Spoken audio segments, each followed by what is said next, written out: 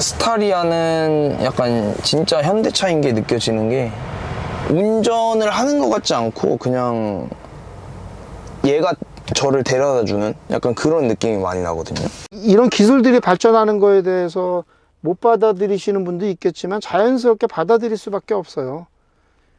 저는 이거 타고서 한번 그 목적지까지 브레이크 한 번도 안 밟아보기, 이거 한번 도전한 적 있거든요. 그 앞차가 일부러 앞차 뒤에 서는 거예요. 이런 신호등에 쓰려고. 근데 새벽 같은 데에는 앞차가 없잖아요. 그건 도전에 실패했는데, 차 많은 요 대낮 같은 경우 출퇴근 시간에는 브레이크 한 번도 안 밟고 목적지까지 갈 수 있습니다. 사실 스타렉스랑 비교가 안 되는 게 전 맞다고 생각을 하거든요. 스타리아 사각지대에 대해서 많이 얘기를 안 하시는데, 지금 요 A필러 요 자리 있잖아요. 지금 요 자리로 안 보여요. 그래서 골목 같은데 이게 굉장히 넓거든요. 이게 시야를 딱 그 자리가 사람이 건널목 지나거나 좌회전했을 때 사람이 잘 안 보이는 사이즈입니다. 그래서 요 자리는 여기는 좀 개선이 필요해요. 이거는 어떻게 방법이 없는데 딱 사람 높이에 안 보이는 그런 위치가 돼요.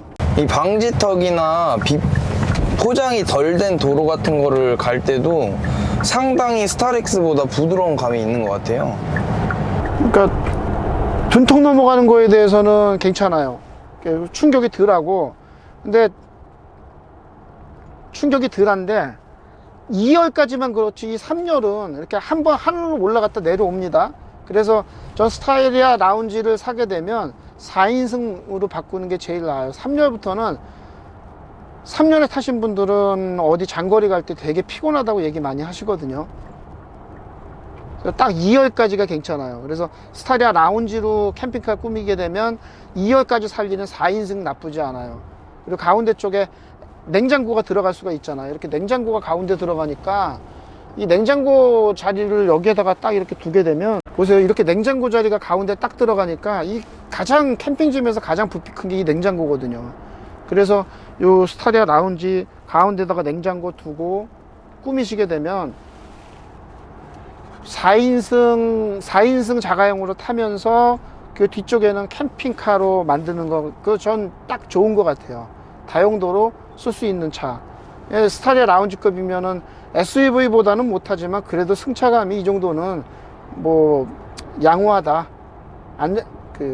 여러 가지 안전사항이나 이런 것들이 훨씬 더 양호하다. 타기 나쁘지 않다. 저는 스타리아 라운지 9인승 추천드립니다.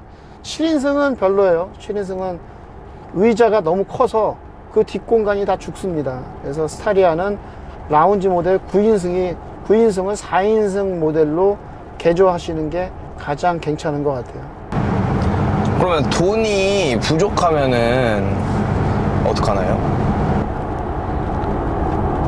돈이 부족하면 안 사야죠. 뭘 어떡해요. 제가 스타리아 이제 현대자동차 마케팅팀의 입장에서 빙의를 해보면, 현대자동차는 스타렉스를 단산을 시키면서 이 차를 만들었을 때 가격을 많이 올리고 싶었을 거예요. 근데 얼마나 비난이 많겠어요. 스타렉스를 없애고 스타리아를 너무 비싸게 올렸다, 팔았다. 그러니까 현대에서 무슨 짓을 했냐면, 스타리아 최저가에 오토가 아니라 수동이 있습니다. 수동으로 하면은 불과 200만원 밖에 차이가 안 나요. 스타리아 수동 모델을 선택하면 스타렉스하고 200만원인가 300만원 밖에 차이가 안 나요. 그러면 어떻게 광고를 했냐면, 차값, 이런 기능을 가지고 이렇게 큰데, 이렇게 성능도 좋은데 차값 200만원 밖에 안 올랐다, 이렇게 얘기를 했어요. 근데 누가 수동을 탑니까, 이런 차를. 그리고 저가형으로, 그러니까 카고 계열과 그리고 투어 계열 그리고 라운지 이렇게 단계를 높이면서 내부에 있는 구조를 완전히 차별화를 시켜놨어요. 내부에 서로 호환이 하나도 안 되게 만들었습니다. 그러니까 내가 어떤 기능을 원하면 그 비싼 모델을 살 수밖에 없도록 그렇게 만들어놨어요. 모든 옵션들이.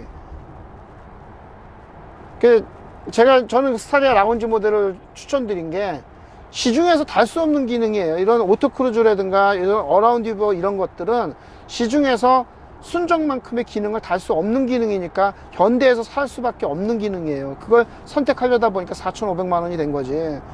이거를 뭐 어떤 옵션 빼고 막 이런다 그러면 그냥 카고로 사야죠. 만약에 그렇다 그러면 카고로 사야죠 그냥.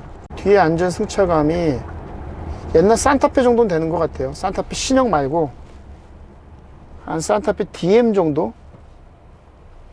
산타페 DM 정도의 승차감은 나옵니다. 뒤에 의자가 우선은 편하니까.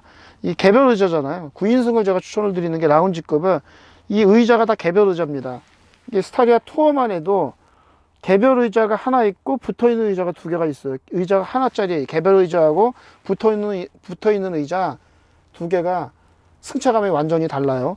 이 시트 자체가 스타렉스랑 비교가 안 되게 고급진 것 같아요. 이 촉감이라든지 전달되는 게 굉장히 스타렉스에 비해서는. 실제 가죽이고 이거 다 옵션입니다. 앰비언트 조명도 있나요? 여기? 있어요. 앰비언트 있어요. 킬 수가 있나요? 자동으로 킵니다. 왜 여기는 안 켜지죠? 자, 앞차가 출발했다고도 알려주는데 이런 것도 굉장히 좋은 것 같아요. 이게 어떻게 보면은 주행 중에 핸드폰을 하는 사람이 생각보다 많잖아요. 근데 이거를 조금 주행 중에 하던 거를 조금 멈췄을 때 해서 굳이 운행 중일 때 핸드폰을 안 쓰게 만들어주는 효과도 있는 것 같아요.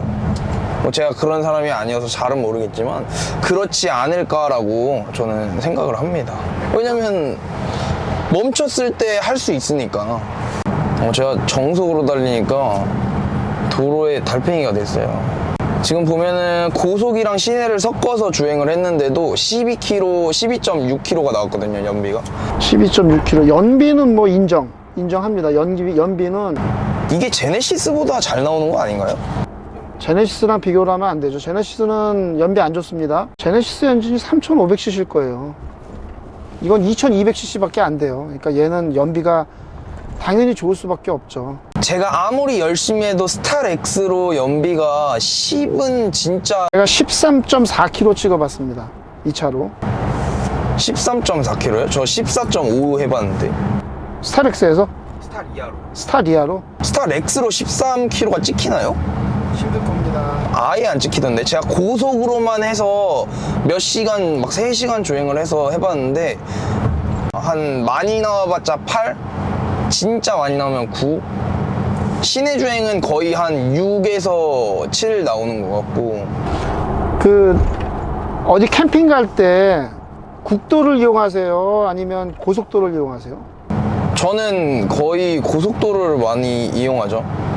그러니까 도착 전에 그 라이딩 코스 이런 곳이 아니면은 거의 그냥 고속도로로 출발을 해서. 왜냐면 저희 그 회사 앞에서도 경인고속도로가 그대로 있고 저희 집 앞에도 고속도로가 바로 입구가 있거든요. 그래서 국도를 탈 일이 1km 이내인데, 네, 사실상 몇 시간 고속 주행을 하면은 고속이죠, 100%.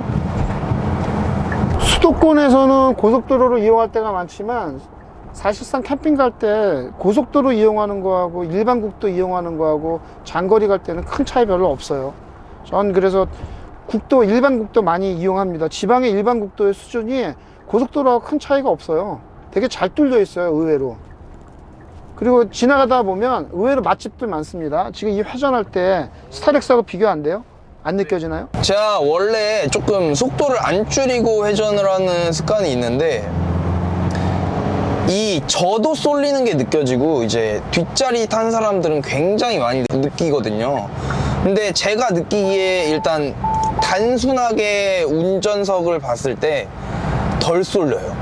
이게 어떻게 해주는지는 모르겠는데 확실히 그게 느껴집니다. 제가 방금 50으로 커브를 돌았나 그랬을 거예요.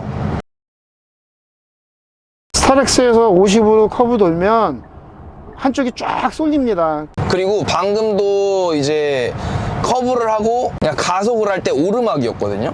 스타렉스는 이제 그 정도 되면은 굉음을 내면서 RPM이 이제 3000 가까이 올라가면서 천천히 돼요.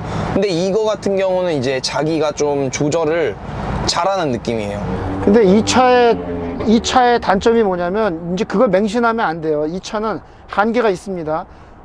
한 50까지는 견딜 수 있을 거예요. 한 80까지도 견딜 수 있을 거예요. 근데 그 이상이 되면 얘가 그거를 제어할 수 있는 능력이 안 돼요. 커브요? 예, 그렇게 안 돼요. 그거는 스타렉스도 마찬가지 아닌가요? 스타렉스는 아예 그게 안 되니까 시도를 안 하겠지만 이 차를 믿고선 그렇게 막 잡아 돌리면 안 돼요.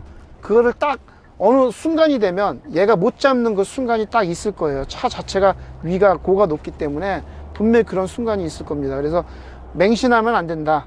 자꾸 그 본인 차를 이 정도도 잡아 돌리면 되겠지, SUV나 세단처럼 생각하고 맹신하시면 절대 안 된다는 거 잊지 마셔야 돼요.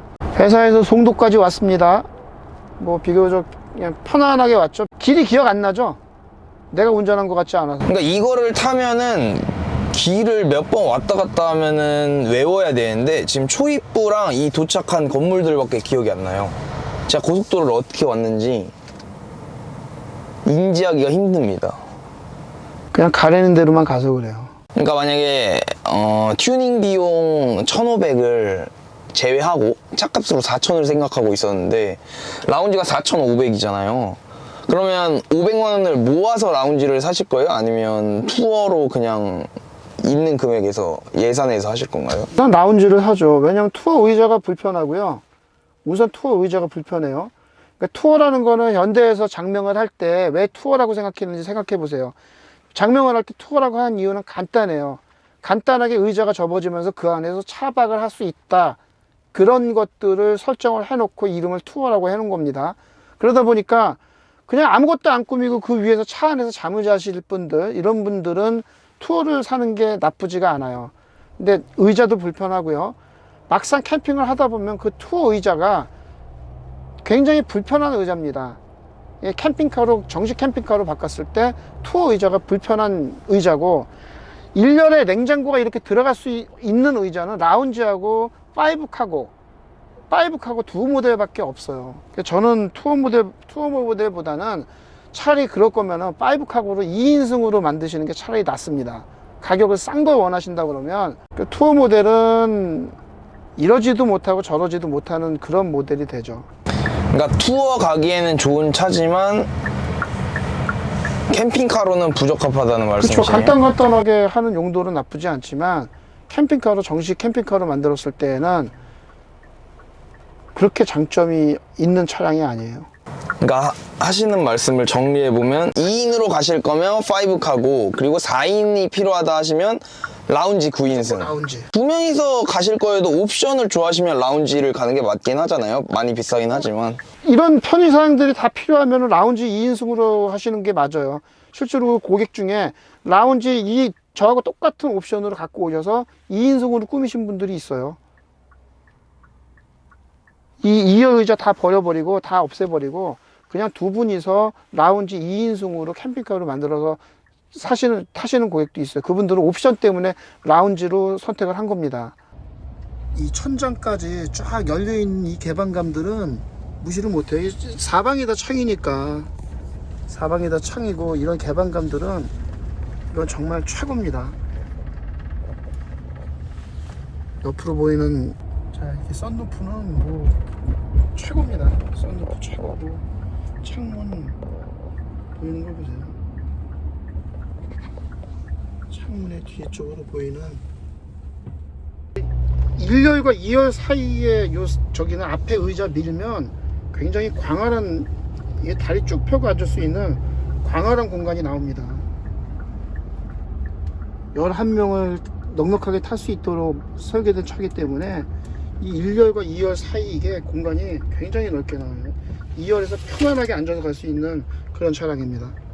어라운드 뷰. 이게 초보자들한테, 이게 작은 차 타다가 큰 차 타는 사람들은 익숙하지가 않아요. 옆에 많이 찌그러뜨려 놓거든요. 이 어라운드 뷰는 진짜 최고입니다. 이 스타리아에서 이런 길 갈 때, 야, 이거 내 차가 좁아갖고 이거 닿는 거 아니야? 그런 느낌이 익숙하지 않은 사람들은 많이 들 텐데, 그때 이 어라운드 뷰가 위안이 돼요. 위안이. 덜 쫄게 되죠. 덜 쫄게 돼. 이런 옆에 기둥에다가 많이 박거든요. 확실히 어라운드 뷰가 있으면 위안이 돼요. 위안이. 차 안에서 봐서는 되게 좁아 보이는데 저렇게 공간 많아요. 여유가 많아요.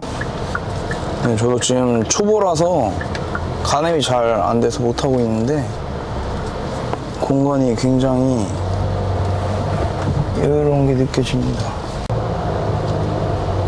사실 어라운드 뷰만 보고 갈 수도 있는데 그래도 사람 시야가 정확하니까. 이게 산길 갈 때 그때 좋아요. 밑에 이게 뭐 바위 같은 거 있나 막 애매할 때 있거든요. 그거 없으면 일일이 내려서 다 확인해야 되는데, 산길 같은데 이럴 때 갈 때는 자갈 같은 거나 아니면 옆에 나무 같은 거 쓰러진 거 이런 게 한눈에 볼 수 있으니까 어라운드 뷰 좋아요. 그리고 스타리아의 장점은 뭐니 해도 개방감입니다. 개방감. 방지턱을 이제 브레이크 없이 그냥 엑셀을 밟고 가는데도 지금 거부감 없으시죠? 2열 탑승하는데. 2열까지는 괜찮아요. 이 내부 실내 공간이 되게 넓기 때문에 이거는 뭐 개방감도 그렇고 실내 공간도 그렇고, 이 천장까지 쫙 열려있는 이 개방감들은 무시를 못해요. 사방이 다 창이니까, 사방이 다 창이고 이런 개방감들은 이건 정말 최고입니다. 자, 이렇게 썬루프는 뭐 최고입니다. 썬루프 최고고, 창문 보이는 걸 보세요. 창문의 뒤쪽으로 보이는 1열과 2열 사이에 저기는 앞에 의자 밀면 굉장히 광활한, 이게 다리 쭉 펴고 앉을 수 있는 광활한 공간이 나옵니다. 11명을 넉넉하게 탈 수 있도록 설계된 차기 때문에 이 1열과 2열 사이 이게 공간이 굉장히 넓게 나와요. 2열에서 편안하게 앉아서 갈 수 있는 그런 차량입니다. 일단 썬루프가 되게 큰 게 저는 좋은 것 같아요. 썬루프가 웬만한 사람만 하잖아요. 썬루프 근데 열리지가 않아요. 썬루프가 열리지가 않는 게 단점인데, 근데 저는 개인적으로 이거를 그냥 일반 차로 타도 뒤에 4열을 떼는 게 더 좋은 것 같아요. 그러니까 버스 전용 차로를 타려고 그러면 9인승 이상만 탈 수 있잖아요. 그러니까 4열에 있는 의자를 빼면 버스 전용 차로를 탈 수가 없어요. 그럼 카메라에 찍혀요. 6인승으로 인승 변경된 다음에 버스 전용 차선을 타게 되면 카메라에 찍힙니다. 스타렉스를 단산 안 시키고 스타리아를 출시했으면 다른 모델이 팔렸을까요? 라운지 말고? 스타렉스가 계속 생산이 됐다면 아마 스타리아 라운지는 팔릴 것이고, 스타리아 투어하고 스타리아 카고는 안 팔릴 거예요. 오히려 라운지 모델만 팔렸을 겁니다. 이게 현대 기아차가 옛날에 기아차하고 현대차하고 따로 있을 때에는 그때 봉고하고 기아에서는 봉고를 만들었고 현대에서는 그레이스를 만들어서 서로 경쟁을 했거든요. 근데 지금 현대 기아차 한 군데서 모든 걸 다 만드니까 경쟁이 없으니까 스타렉스를 단산을 시킨 거지, 스타렉스가 만약에 단산이 안 되고 계속 팔렸으면은 스타렉스 벤하고 스타렉스 11인승 차량은 꾸준하게 판매가 됐을 거예요. 스타리아 라운지만 팔렸을 겁니다, 아마. 근데 내부 공간 자체는 진짜 따라올 차가 없을 것 같아요. 스타렉스랑 이제 재원상으로 15cm인가 밖에 차이가 안 나잖아요. 근데도 실내 폭이 더 넓어요. 이게 위에만 높아진 게 아니라 바닥 내려갔어요, 바닥도.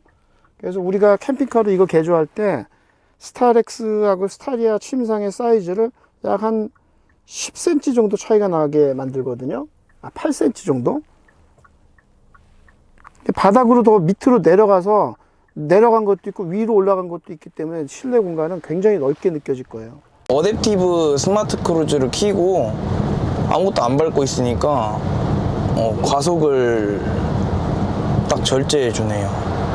그러니까 앞차가 쓰면은 나도 같이 쓰니까. LPG 차량이 있는데 LPG 차량은 장단점이 뭘까요? LPG 차량이